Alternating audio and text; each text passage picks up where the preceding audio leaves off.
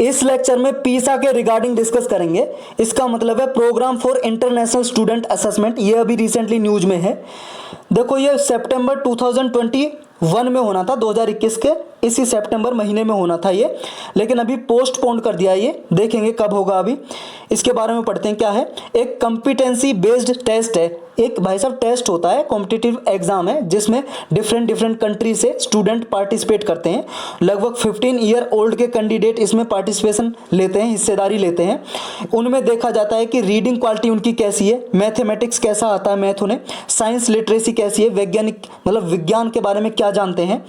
Every 3 year में, हर 3 साल में ये कंडक्ट किया जाता है। और जो कंडक्ट कराता है इसे एग्जाम को वो OECD, एक इंटरनेशनल ऑर्गेनाइजेशन है। इसके बारे में ब्रीफली पढ़ेंगे हम लास्ट में इसके बारे में। Organisation for economic cooperation and development इसकी फुल फॉर्म है। ये इसे कंडक्ट कराती है। पहली बार 2000 में कराया गया था ये, और हर 3 साल में होता है। क्या इंडिया भी भागीदार है इसका मतलब इंडिया भी पार्टिसिपेट करता है? देखो इंडिया ने क्या है, सिर्फ एक बार, अब तक सिर्फ एक बार इसमें हिस्सेदारी ली थी, पार्टिसिपेट किया था। 2009 में हिमाचल प्रदेश और तमिलनाडु के कुछ छात्र थे, स्टूडेंट्स, उन्होंने इसमें हिस्सेदारी ली थी, पार्टिसिपेट किया था इस टेस्ट में, पीसा के टेस्ट में। लेकिन इंडिया की जो रैंक पता है कितनी आई थी? 73 कंट्री ने पार्टिसिपेट किया था, 73 कंट्री से स्टूडेंट्स ने हिस्सेदारी ली थी, और उसमें इंडिया 72 रैंक में आया था, मतलब बॉटम में, सेकंड लास्ट आया था, सेकंड लास्ट। समझ रहे हो आप कितनी खराब कंडीशन थी। और लास्ट में कौन आया था? किर्गिस्तान, 2009 में। और उसके बाद से इंडिया ने भाई साहब पार्टिसिपेशन नहीं किया। अब इंडिया पार्टिसिपेट लेकिन फिर करेगा।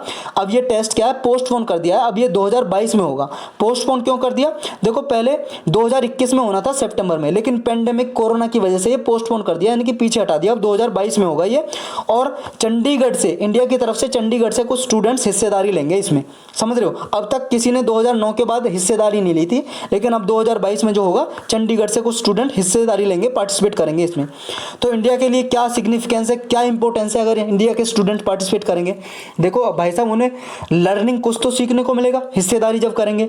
और ये जो कॉम्पिटेंसी बेस्ड जब एग्जामिनेशन होती है, तो ये हमारे स्कूल सिस्टम में भी ये एक तरह से इंट्रोड्यूस की जा सकती है, कि ताकि इंडिया के जो स्टूडेंट्स हैं उनके अमंग भी कॉम्पिटेंसी बढ़े, रिफॉर्म लाया जा सकता है। जो CBSE NCERT बेस्ड एजुकेशन होती है, अभी क्या है, जो स्कूल सिस्टम में रोट लर्निंग की जाती है। रोट लर्निंग का मतलब जो रटवाया जाता है, रट्टे लगवाए जाते हैं स्टूडेंट से, उसके जरिए अगर ये कॉम्पिटेंसी बेस्ड एग्जामिनेशन आएगी, रिफॉर्म आएगा, तो ये लर्निंग बढ़ेगी इंडिया में भी, इंडिया के स्कूल सिस्टम में।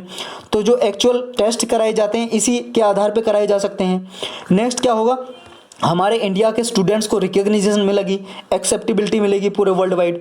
एक तरह से इंडिया के जो स्टूडेंट्स हैं अगर इसी हिसाब से पढ़ेंगे, जैसे पीसा एग्जाम में टेस्ट कंडक्ट किया जाता है, अगर उसी हिसाब से स्टूडेंट को प्रिपेयर कराया जाएगा, तो ग्लोबल इकोनॉमी के लिए तैयार होंगे स्टूडेंट्स। ये फ़ायदा होगा। अब जो ये ऑर्गेनाइजेशन है ये क्या है, इसके बारे में पढ़ लेते हैं। OECD, organisation for economic cooperation and development, ये 1961 में बनाई थी। 38 कंट्री इसके मेंबर्स हैं, यानी कि सदस्य हैं, और इंडिया इसका मेंबर नहीं है। इंडिया इसका मेंबर नहीं है क्योंकि इसमें डेवलप्ड कंट्री लगभग पार्टिसिपेट करती हैं, जैसे US हो गया, UK हो गया, ये डेवलप्ड कंट्री, कनाडा हो गया। लेकिन इंडिया इसका की पार्टनर है। देखो मेंबर नहीं है कोई सदस्य, बस पार्टनरशिप है, ऑर्गेनाइजेशन का पार्टनर है, की पार्टनर। कोई मीटिंग होती है तो इसको बुला लेते हैं इंडिया को। ये इंटरनेशनल ऑर्गेनाइजेशन है जो इक्वलिटी, अपॉर्चुनिटी, वेलबींग सभी के लिए, ये प्रॉस्पेरिटी लाने के लिए फोस्टर करती है, मतलब बढ़ावा करती है। ऑर्गेनाइजेशन प्रमोट करती है इक्वलिटी वगैरह को इन कंट्रीज़ के अमंग। इसका हेडक्वार्टर, मुख्यालय फ्रांस की कैपिटल है, राजधानी पेरिस, वहाँ पे है।